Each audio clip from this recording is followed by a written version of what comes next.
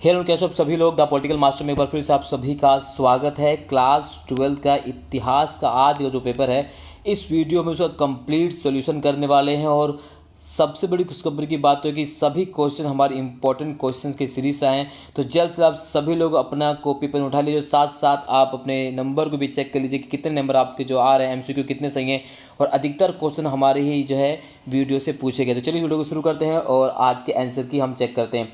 तो सबसे पहला क्लास 11 जो है 12th का जो है हिस्ट्री की जो सबसे पहला क्वेश्चन आज का वो है, निम्नलिखित में से कौन सेना के पूर्व ब्रिगेडियर और भारतीय पुरातात्विक सर्वेक्षण के डायरेक्टर जनरल थे। तो इसका जो सही आंसर है वो सही आंसर अलेक्जेंडर कनिंघम, यानी फर्स्ट का बी, फर्स्ट का राइट आंसर है बी। निम्नलिखित चित्र की जो कोई पहचान कीजिए वो कौन सी चित्र है। तो यहाँ अगर हम बात करें इस चित्र की पहचान करना आप सभी को जो सही आंसर है तो वो है आपका, इसका जो राइट आंसर वो है शाहजहां बेगम। क्या है? शाहजहां बेगम।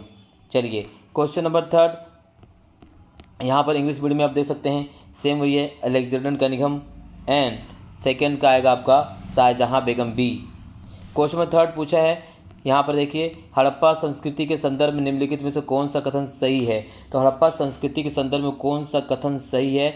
यहाँ देखिए, हड़प्पा स्थल अर्ध शुष्क क्षेत्र में स्थित है। तो हड़प्पा जो है स्थल अर्ध शुष्क क्षेत्र में स्थित है, बिल्कुल सही है। ठीक है, हड़प्पा स्थलों में संभवतः कृषि के लिए सिंचाई की आवश्यकता नहीं पड़ती थी। तो हड़प्पा सिंचाई की आवश्यकता पड़ती थी। हड़प्पा स्थलों में नहरों के अवशेष नहीं मिले। नहरों के अवशेष मिले कहाँ पे मिले? अफगानिस्तान में। अफगानिस्तान के सुदरघोई में नहरों के अवशेष मिले हुए हैं, लेकिन पंजाब सिंध में नहीं मिले हैं। हड़प्पा पुरस्थलों में लोहे के फाल वाले हलों का प्रयोग किया जाता था। तो ये लोहे के फाल का इस्तेमाल नहीं किया गया है। तो जो सही कथन हो केवल ए, यानी तीसरे का जो ए, इसका सही आंसर थर्ड का ए आएगा, राइट। चलिए क्वेश्चन नंबर 4, हड़प्पा लिपि के संदर्भ में निम्नलिखित में से कौन सा कथन सही नहीं है। तो हड़प्पा लिपि के संदर्भ में कौन सा कथन सही नहीं है तो वह है बी, यानी यह लिपि बाईं से दाईं ओर लिखी जाती थी। यह कथन बिल्कुल गलत है, जबकि हड़प्पा सभ्यता जो लिपि थी वो लिखी जाती थी दाईं से बाईं ओर। कैसे लिखी जाती थी? दाईं से बाईं ओर लिखी जाती थी। बाकी तीनों कथन जो है सही है, तो बी इसका सही आंसर आएगा। चलिए क्वेश्चन नंबर 5, दिए गए में से उपयुक्त विकल्प अपने उत्तर पुस्तिका में लिखिए। तो यहाँ पर लिखा कि प्रथा एक पुरुष की अनेक पत्नियां होने की सामाजिक परिपेटी। तो एक पुरुष की जो अनेक पत्नियां होती हैं उसे कहा जाता है बहुपत्नी, यानी पाँचवें का सी इसका सही आंसर है। क्वेश्चन नंबर 6, 8वीं सदी के कैलाशनाथ मंदिर को पहाड़ी काट कर बनाया गया था। तो कथन बिल्कुल सही है, कैलाशनाथ मंदिर को पहाड़ी काट कर बनाया गया था 8वीं शताब्दी में। मंदिर को पहाड़ काट कर कृत्रिम गुफाओं के रूप देने का आदेश राजा अशोक ने दिया। कथन बिल्कुल गलत है, तो राजा अशोक ने नहीं दिया था। इस आदेश को दिया था राष्ट्र जो कूट वंश के शासक जो थे कृष्ण प्रथम ने। किसने दिया था? राष्ट्रकूट के शासन कृष्ण प्रथम ने आदेश दिया था। तो अभी कथन ए सही है, कारण जो है गलत है। तो ए सही है परंतु कारण आर गलत है, तो सी इसका सही आंसर, सी छठे का सी इसका सही आंसर है। इंग्लिश मीडियम में भी आप देख सकते हैं, थर्ड का आपका क्या आएगा? तो थर्ड का ए। इसी प्रकार से फोर्थ का अगर हम बात करें तो फोर्थ का आएगा आपका बी। ठीक है, फिफ्थ जो आएगा तो फिफ्थ का क्या आएगा? तो फिफ्थ का आएगा आप सभी का वो है आपका, जिसमें हम क्या कहते हैं, उसको कहा जाता है अधिकतर रूप से।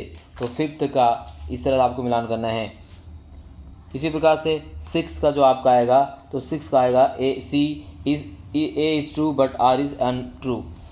क्वेश्चन नंबर 7, निम्नलिखित जानकारी की सहायता से मध्यकालीन विश्व की यात्री पहचान कीजिए। उस यात्री के नाम है Ibn Battuta. Ibn Battuta, C is the right answer.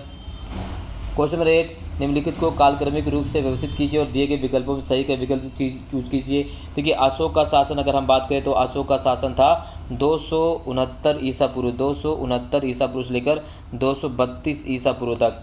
Sikandar ने भारत पर आक्रमण किया था कब? 326 ईसा पूर्व में, 326 ईसा पूर्व में। इसके बाद अगर हम बात करें गुप्त वंश का शासनकाल था बाद 240 ईसा पूर्व से लेकर गुप्त का शासनकाल था। इसके बाद कर्नाटक में चालुक्य वंश की अगर हम बात करें तो कर्नाटक में चालुक्य वंश था 543 ईसा पूर्व में। इस तरह से आपका जो है आपको मिलान कर लेना है, विकल्प में से इस प्रकार से आएगा। चलिए क्वेश्चन नंबर, इसी प्रकार देख सकते हो क्वेश्चन नंबर 7 का आएगा आपका वो आएगा इब्न बतूता।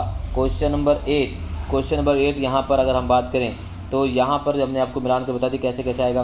क्वेश्चन नंबर 9 की बात करते हैं, निम्नलिखित में से सिखों के किस गुरु ने आदि ग्रंथ साहिब का संकलन किया। तो वह है गुरु अर्जुन देव। तो गुरु अर्जुन देव ने आदि ग्रंथ साहिब का संकलन किया, बी इसका सही आंसर है। क्वेश्चन नंबर 9 का बी।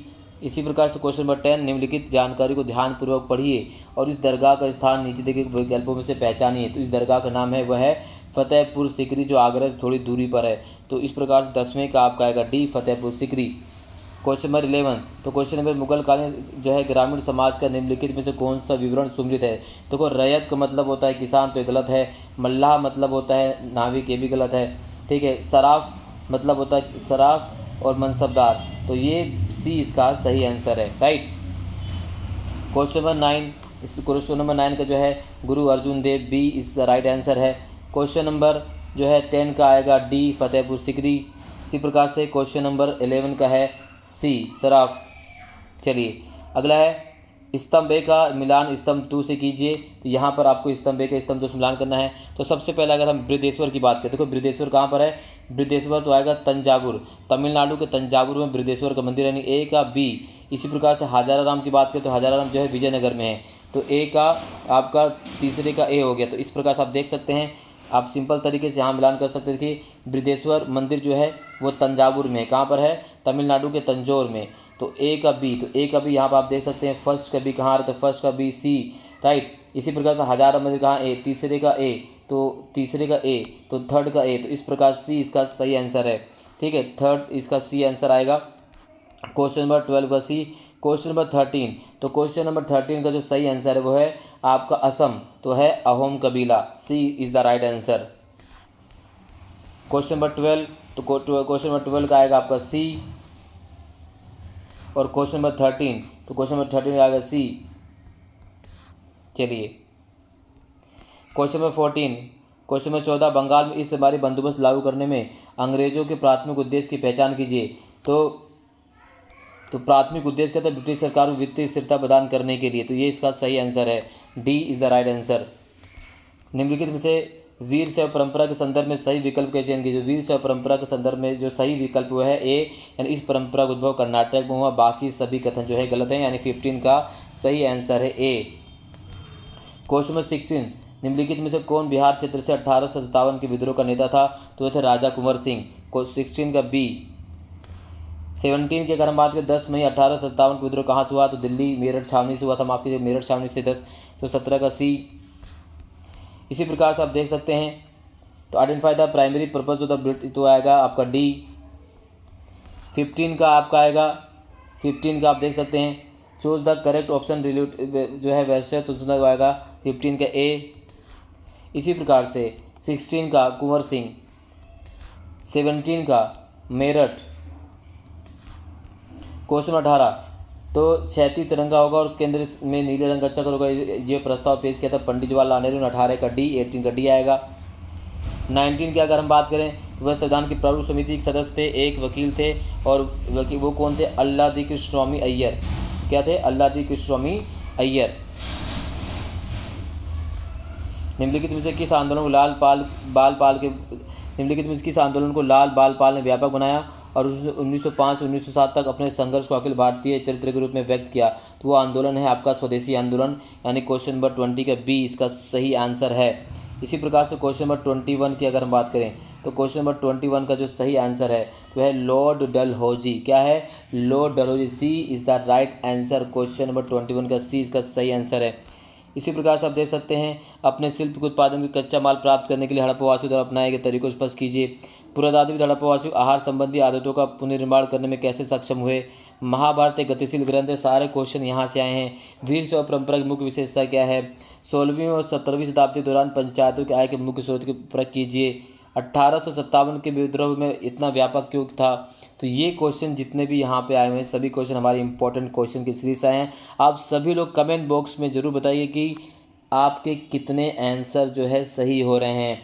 मैप की अगर हम बात करें, जो मैप आपसे पूछा गया था, तो मैप आपसे पूछा गया था, ठीक है, तो है बनावली कहाँ पर है, भरूच स्तूप कहाँ पर है, आगरा कहाँ पर है, ये मैप से संबंधित क्वेश्चन आए थे। तो आई होप आप सभी ने बहुत अच्छी तरीके से पेपर दिया होगा और आपको बहुत अच्छे नंबर आएंगे, आशा करता हूँ। इस वीडियो में बस इतना ही। चैनल को जरूर सब्सक्राइब कर लीजिएगा, बेल आइकन को प्रेस कर लीजिए। बहुत बहुत धन्यवाद। जय हिंद।